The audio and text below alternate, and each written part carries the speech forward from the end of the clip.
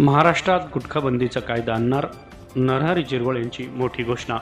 अवैध गुटखा विक्री करणाऱ्यांविरोधात मकोका अंतर्गत कारवाई करण्याचा प्रस्ताव मांडल्याचे मंत्री नरहरी झिरवळ यांनी सांगितले. महाराष्ट्रात गुटखा व तत्सम प्रतिबंधक पदार्थांवर पूर्णबंदी घालण्यासाठी स्वतंत्र कायदा करण्यात येणार आहे.